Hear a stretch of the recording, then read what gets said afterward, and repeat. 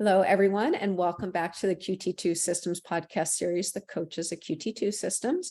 My name is Reem Jishi. I am the content director for QT2, and our featured coach today is Coach Anne Rollins, who is both a coach with QT2, but also a registered dietitian with our core diet brand.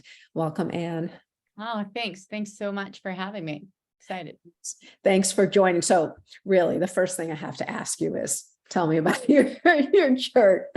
I'm wearing 87 at my Patriots shirt, and the Patriots had open practices today. So I swung by Gillette Stadium. So I had to put on my Gronk shirt. Went watch the practice, and I had a little bit of business to do. Was meeting somebody down there and wanted to have a conversation, but it just so happened to also be at Gillette, and I got to see practice. So I got my Patriots shirt on. Awesome. Some people will turn you off right now, and some people will be extra excited. So we'll see where it goes. Yes, it's true. I know. And it could be worse. It could be the number 12, right? So anyway. All right. So a little more serious now. So you've been with QT2 Systems for a while. Tell me about when you joined and your journey of how you became part of QT2. Sure. So I actually was in school, becoming a registered dietitian, and one of my classmates was an athlete working with Jessie Kropelnicki, the head coach, and she was a Rockette, and she used to do triathlon in the off season to kind of keep in shape for the dancing and all of that stuff. So we were kind of friendly and did a lot of our studies together. So when I moved up to Boston after school, we graduated, she said, "Hey, the coaching system that I work with, QT2 Systems, they have a whole different section for just nutrition, for sports fueling. And I know you like sports, you're a runner, an endurance athlete. They really need somebody up in the Boston area. Reach out and talk to Jessie." So I did. I reached out. I was like, she was like, "It's going to be a great job. You'll love it." And I was like, "Okay, great." So I called Jessie, and this was probably just as he was getting the team kind of organized. So in the beginning, so somewhere around like 2008, 9, I think maybe QT2 is a thing, maybe 6 months before. So I didn't get in at the very beginning, but fairly close to it.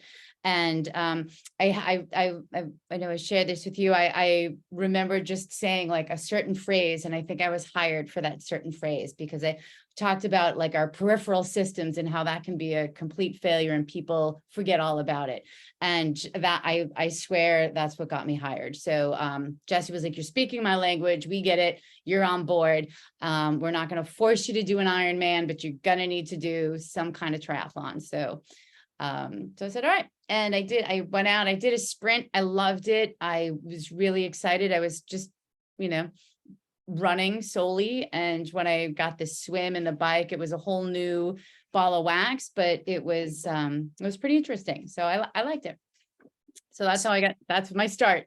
All right. So you said you were a runner, and then he said do triathlon. That you didn't think that was a little crazy that he asked you to just try a sport? I guess maybe some people might think that's crazy. But I'd been, I was a trainer. I worked in the gym. I worked with athletes, and I had been interested to do a triathlon prior, and I had my son, and so my training took a little bit of a detour, so I never really got to do the triathlon. So when he mentioned it, it wasn't like, oh, I've got to go do this strenuous thing. It was something that I kind of had been thinking about and just never really gotten the opportunity to do. So it was an easy shift. It was an easy decision. Why do you think he asked you to do a triathlon? Yeah. So and I'm grateful for that instruction, because there are a lot of nuances. I wanted to be able to understand the sport fully so that I could help the athletes that I was going to be working with. So I need to be providing, core diet has its own system that we teach, which is brilliant, makes so much sense as far as sports, athletics, and nutrition is concerned. But just to understand just the logistics of how a triathlon works is not the same as a road race, right? So there was a little bit of learning to do there. So I was grateful for that instruction. Okay. So after you did the sprint, was it a one and done for you, or did you keep on? Is it ever? We're hooked. I did a couple of sprints and then I was like, oh, these are great. And then I'm a little competitive in nature. So I was like, what's the next distance? Right. So I signed up and I did a few Olympics with some friends. And the community is great. Right. So we started to make some friends and go to races with people. And I started to do some Olympic distances. And I spoke to Chrissy Kropelnicki and I said, hey, do you think it'd be really challenging to bump from an Olympic to a half? And she was like, no, you could totally, if you can do an Olympic, you can do a half. Training is almost identical, a little bit more. I was like, all right, well then I guess I'm going to sign up for a half. So I raced a half iron distance for about 5 or 6 years. And I loved it. It was great challenge. The training was great. And I will say that I might have said way back then, I will never do a full. That's insane. Might have, yeah. Uh-huh. And then? And I'm, gearing up for my 4th full, right? So, so I did the full. And I also loved that for so many different reasons. Okay. So, so that's over time. While you were training for these races, were you working with a coach at QT2? Yes. Oh my goodness, because I didn't know much about the sport. I mean, it's interesting. I was a lifeguard, but I wasn't a swimmer. So I didn't have I swam with my head out of the water. My swim was not awesome. I didn't know what swim drills were. I didn't know any of that stuff. And I didn't even have a bike, when I started. So I didn't really understand, bike drills and that kind of stuff, and cadence and power and wattage was all something that I needed to learn. And I love to learn stuff. If I'm going to do something, I kind of want to understand, okay, what are we doing? So the coaching staff was great. My first coach was Pat Wheeler. I was like, oh, I'm like, I got to make sure I do this so Pat's not disappointed. And I'm sure he was like, oh, nice job, man. So I was just the typical newbie, really wanted to learn everything, do everything to the T. And, I look back now and I was like, that was great. I had great coaching, so. Okay. So during this time, as you're developing yourself as a triathlete, you were working as an RD, right? With the core diet then? Okay. So how, and again, as you mentioned, it was pretty early, in the history of QT2 where you joined. So what kinds of athletes did you see early on? Yeah. So early on, our athlete base was fairly competitive. Everybody was getting out there. They wanted every, 0.5% that they could improve to get better, to win, to get on the podium. And that was exciting to really work with. It made me want to be better at my job because I felt athletes were trusting me, my expertise, my knowledge, and I took it to be more of a teamwork. It still is, right? It's always team between athlete and coach, what we're working on. But if they were, I'd have, now I get everybody's on trackers, right? I didn't really have all of that way back then. But it was so exciting to, feel like I work with this athlete and they won, so it was really nice. So that was sort of, when we were in the beginning stages, and then the sport of triathlon just exploded, and I started to work with sort of age groupers and beginners, and that was kind of where I settled in. I worked a little bit more with the beginners and the age groupers, and maybe had a few of the athletes that I worked with that were pro level were cyclists who kind of broke away from triathlon a little bit, and we're just doing some cycling. But for the most part, I then just stuck with like kind of age groupers as we expanded. Mhm. So, I mean, this may seem like a silly question, so I'm just going to ask it this way. But how do you feel that you as an RD make someone a better triathlete? Oh, I mean, I'm filled with so much gratitude. I mean, really, it's a piece of me that's out there, right? Like, I don't know, it's just like we did this together. And piece of me is like, you have the hard part. I have the easy part. I get to tell you like, hey, here's what I need you to do. And the athlete's got to go out and execute.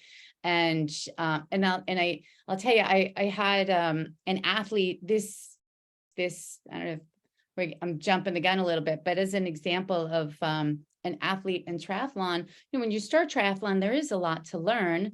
And this athlete over seasons has been disciplined and done what she's been told to do and hit all the numbers and just so consistent in everything, and qualified for Finland and qualified for Kona.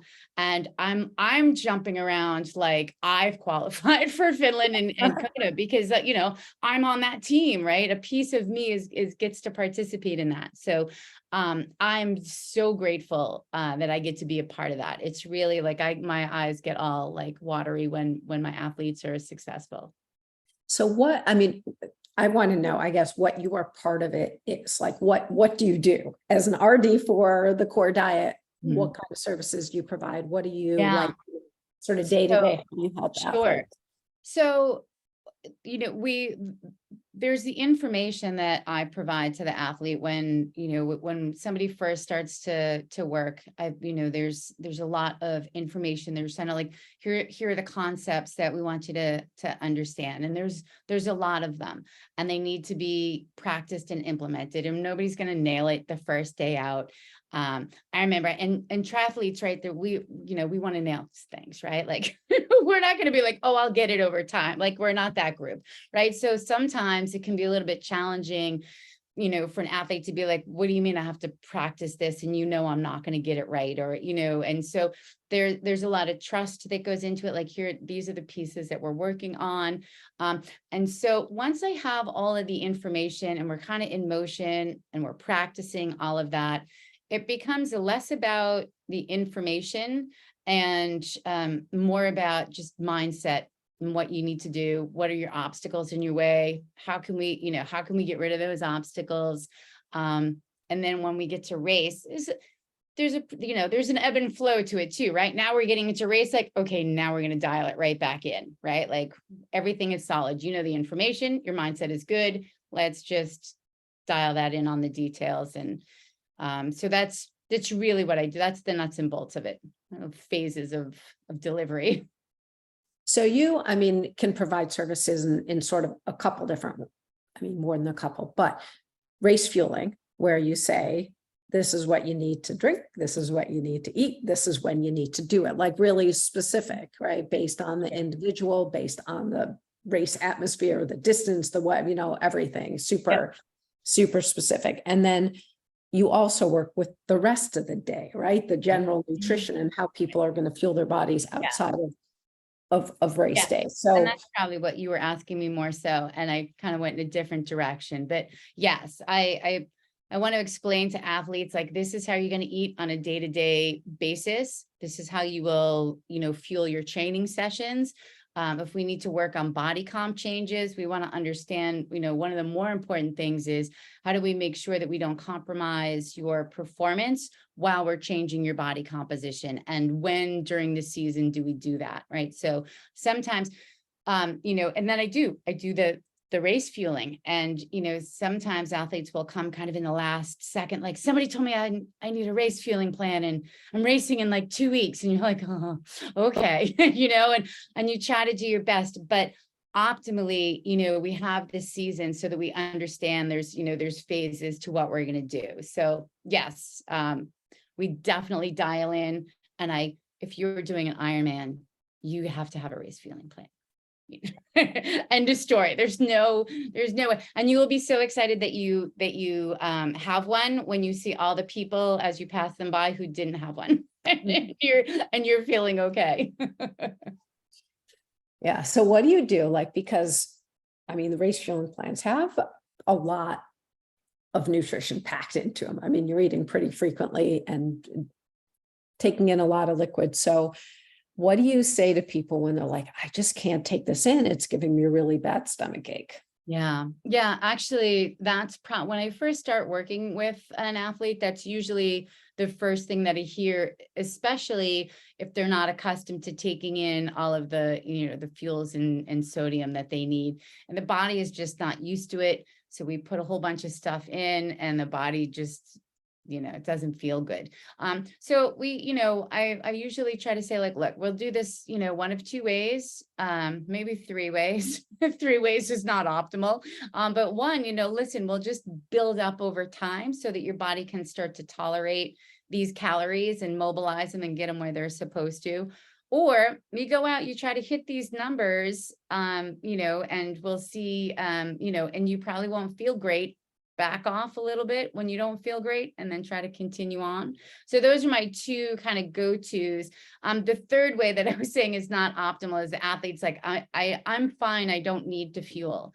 And that's never true. It's never true. In all of my, 15 years working specifically with triathletes, there's never been, one time that's true. Yeah.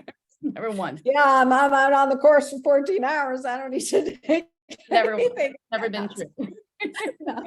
Not so much. Yeah. Maybe you can fake it in 30 minutes, but I just want to add a little bit too on there, because I think it's also kind of related, is that, fueling, training calories and racing calories, there are a lot of calories. And a lot of times, especially beginning, not even beginning, but, or people who are kind of like set in their ways, they're like, this is a lot of calories to take in.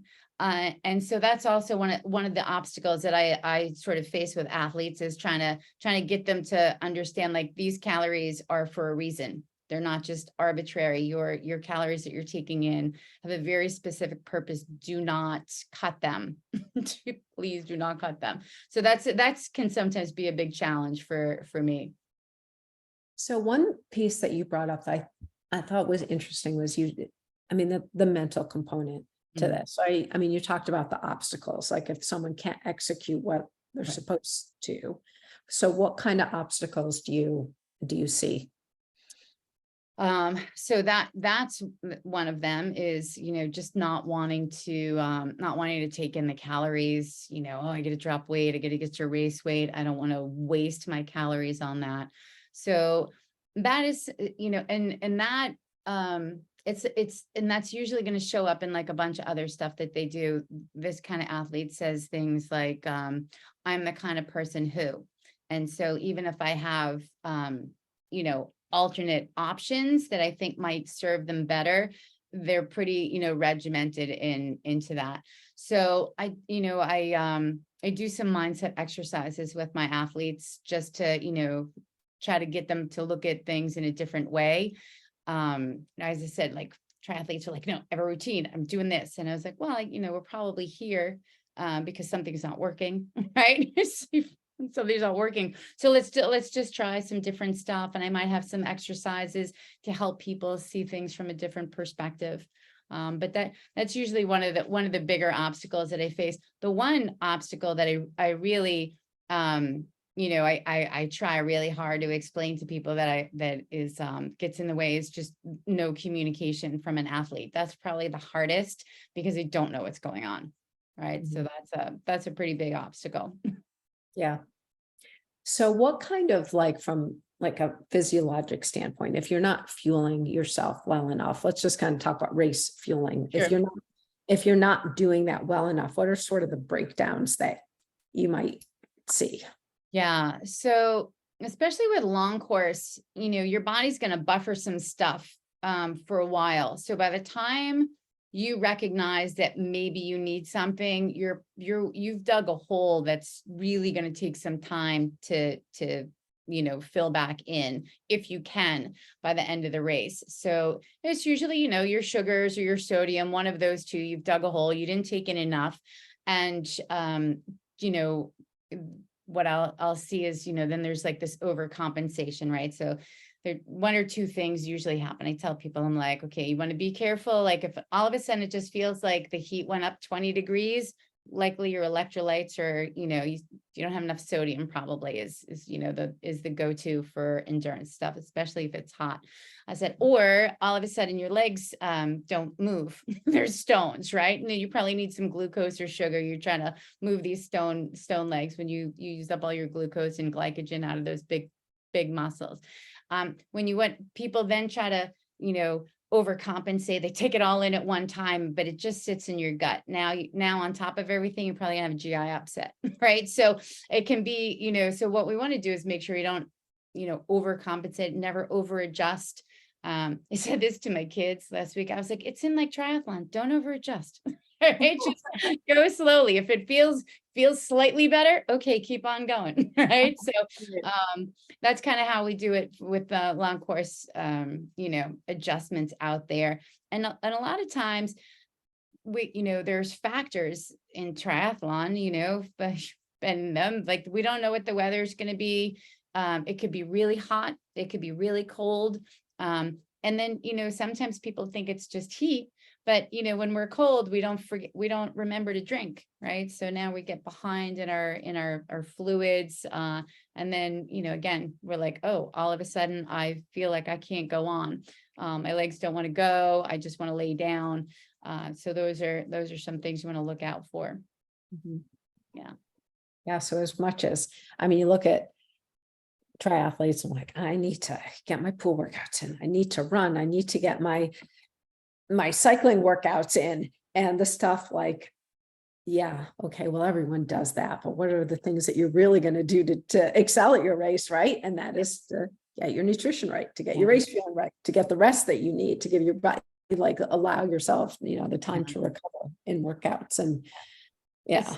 It's one of the controllable aspects, right? So, you can take in your nutrient for the most part, right? If you drop your nutrition, all of that stuff, anything can happen, but, you can control what you take in for the most part. You can control what you drink, and you can control your glucose intake, right? So that's something that you want to do. You want to maximize that. You don't want to miss out, right? And everybody's thinking about like, oh, I got to spend X amount of dollars on like new wheels and new gear and new this, and then like forget the nutrient, like, oh, I know what I'm doing as far as nutrition goes, right? And then like, it's a lot of time and effort invested into triathlon between all three disciplines, financial commitment, your time commitment. And to me, I'm like, it's a no-brainer. You gotta get your nutrition. It's something that you can, and, once you get it, once you understand it, you can just, kind of shift it up, shift it down based on some variables. But, once you understand what you need to do, it's done, right? You don't need to, you don't have to reinvent the wheel every time you go out to race. You understand what you need to do. So Yeah. good information to have. It must be super rewarding when after, so you've got someone that's, new, has come to you because there's obviously some issues, and then they hit the race nutrition, and then they have the race that they want to have, like that. It's got to be exciting. Yeah, we fix it. Yeah. I had a few of those too, which is really, it's unfortunate when an athlete comes in and they're like, I've, done these 3 races back to back, and I blow up on the run. We, usually go over, what they're taking in, and, we have to look at, the days leading up to the race, the morning of the race. So sometimes it's not just what you're doing in the race. I had somebody that was doing Chicago Marathon, and like the plane was delayed. There was like all kinds of travel and frantic and running around, and I was like missed dinner or something. And I was like, oh no, I was like, this is a disaster. And he's like, oh, that I was okay in the morning, and I ate and I fueled. And I was like, no, your body, you shot yourself in the foot the day before. So, but to have people, show up and be like, okay, it didn't work out. And then to kind of just say, here's what we got to do. Here's what we need to fix, but change. And then to have them call or, you know, send them, or usually I get a picture to my phone with the medal and like which is awesome. I love those. I love those photos. I never stop sending those photos. Those are great. Yeah, those are the best. I'll send you one after my next. Right? Yeah.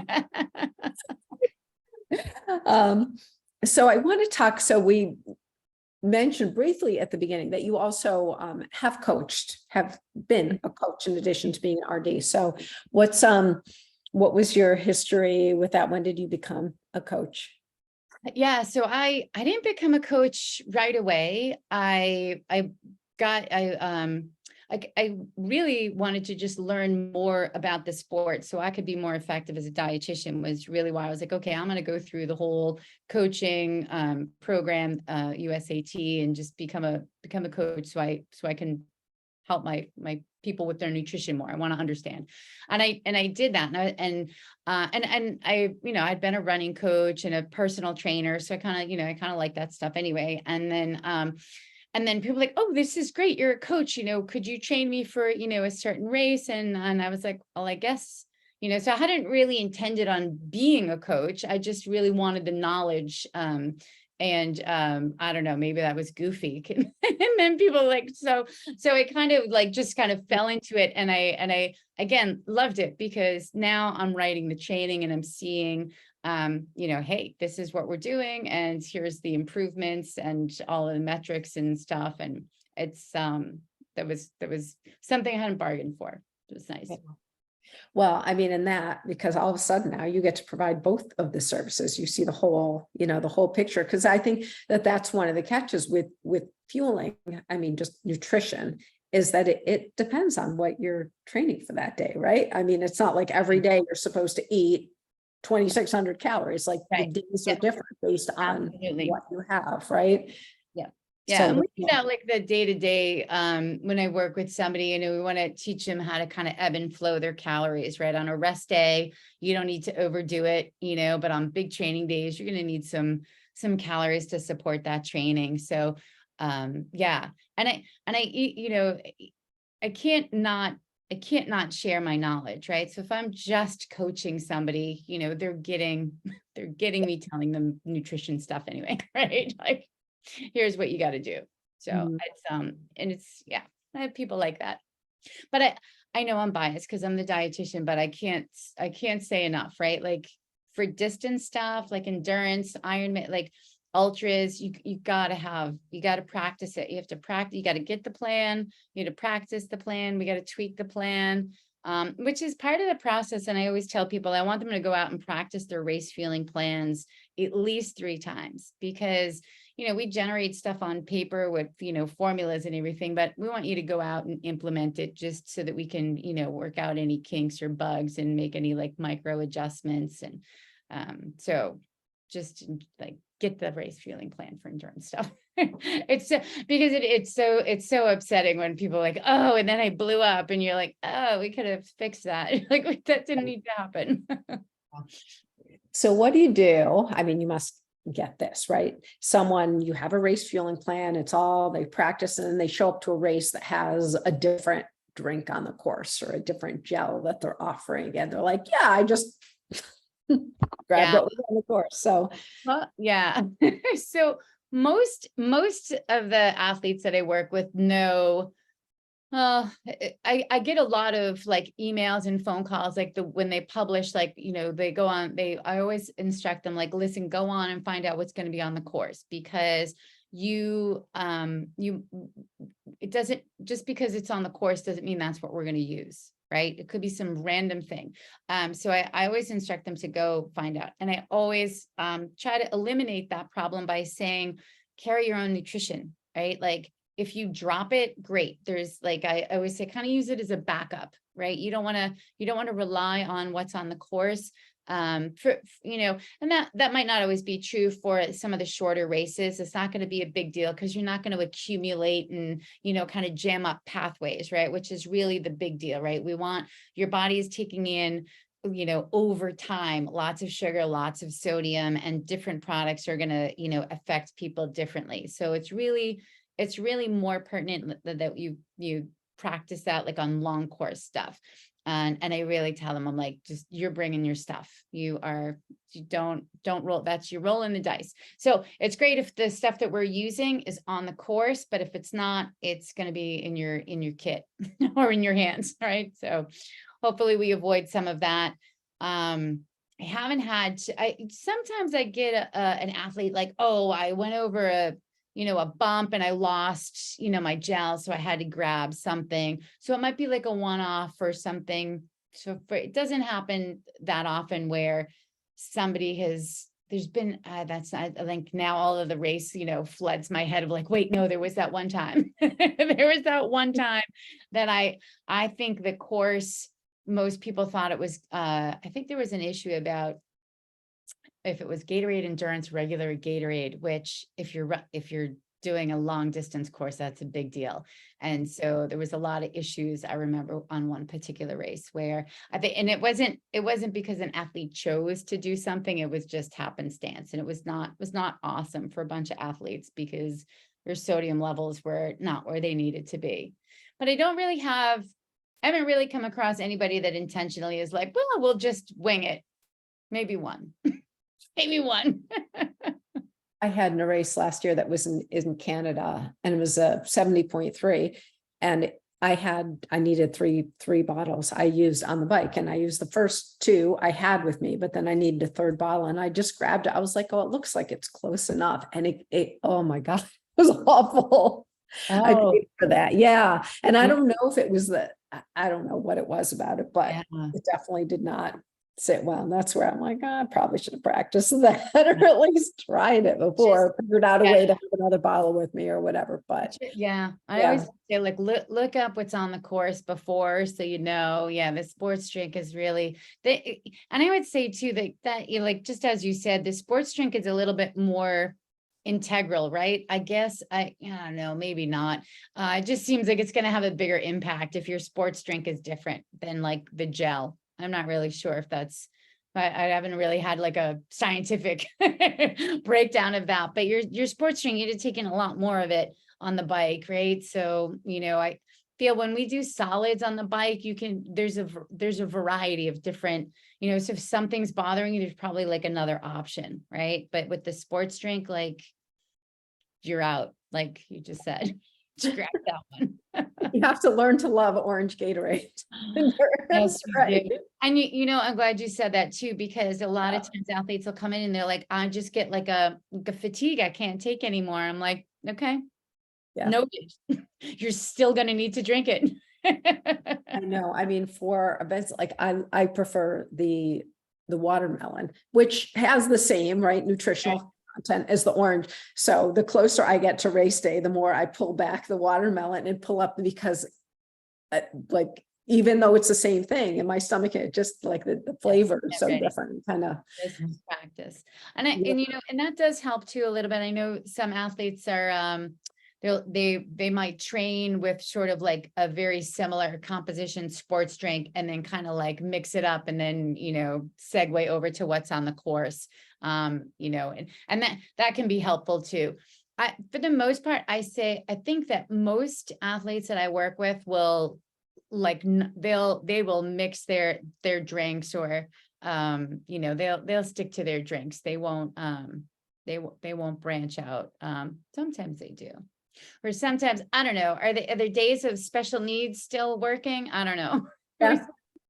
They still have them. So all right. So bottom line is you need a plan and you need to practice it, right? You do. You really, like the absolute takeaway. It's something that you can practice. It's like you're training, right? And I always say that, like, look, it's a VO2 max for your gut. You've got to train it to take in X amount of sugar, X amount of sodium, process it, get it where it needs to go. It's not going to happen overnight. We know we can figure out exactly what you need, what we need to replace. And why wouldn't you do that? Right. It's just, why wing it? That's crazy. It's crazy talk. So yes, you need for how much time you spend getting everything else ready, then you mess up something that you can be in total control of. So absolutely. All right. Well, awesome, Anne. I think that we're going to wrap things up here. So Anne is an amazing RD. If you ever want her to come help you out, just check us out at QT2 Systems or at thecorediet.com, and you can get your own race fueling plan. Thanks, Anne. All right. Thank you. Thanks so much for having me. We appreciate it.